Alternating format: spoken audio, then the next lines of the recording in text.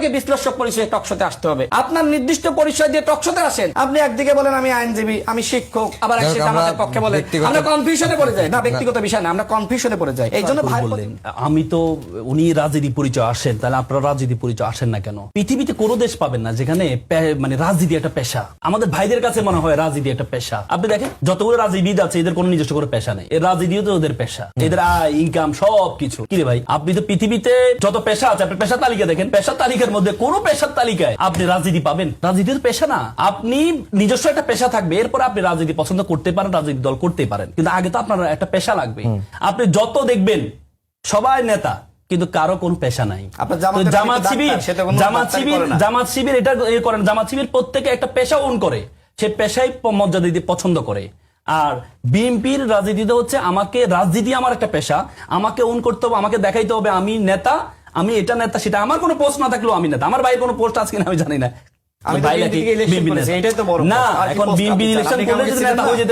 তাহলে তো ভিন্ন বিষয়। এটা ভিন্ন বিষয়, এটা ভিন্ন বিষয়। এটা তো আমার পেশা না, আমার পেশা না, আমার পেশা আমি আইনজীবী, আমার পেশা আমি। আপনি পৃথিবীতে পাগল এবং বাচ্চা ছাড়া কেউ নিরপেক্ষ না, প্রত্যেকের একটা পক্ষ আছে।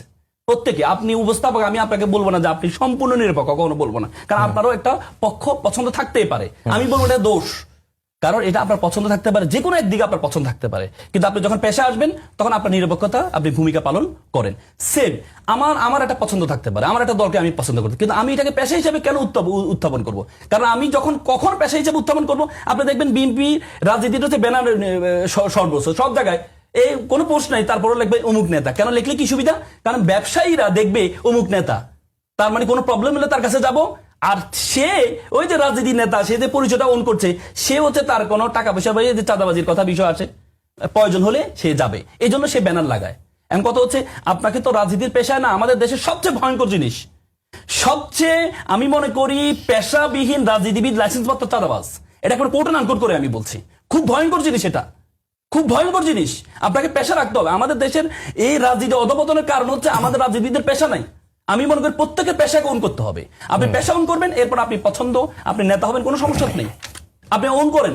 কিন্তু আপনাকে তো ওন করতে, আপনাকে তো আগে আপনার আয় রোজগার, আপনার পরিবার আছে, আপনার সন্তান আছে, আপনাকে এটা করে তারপরে। আমাদের রাজনীতিতে এমন একটা অবস্থায় চলে গেছে, আপনি দেখেন ছাত্রদলের যে যারা কেন্দ্রীয় কমিটিতে আছে, এদের এক একজনের 40-42 বছর বয়স, কিন্তু বিবাহিত, কিন্তু প্রকাশ করতে পারে না। এটার মতো দুর্ভাগা, এটার মতো কষ্ট, মানে প্রত্যেকের বাচ্চা আছে 2-3টা, কিন্তু বলতে পারে না কাউকে। আমার এক নেতা দেখেছি, সে বিয়ের অনুষ্ঠান করছে, আমি বলতে ভাই আমাকে দাওয়াত দিলেন, ভাই রাজনীতি করি তো, বিয়ে তো প্রকাশ করা যাবে।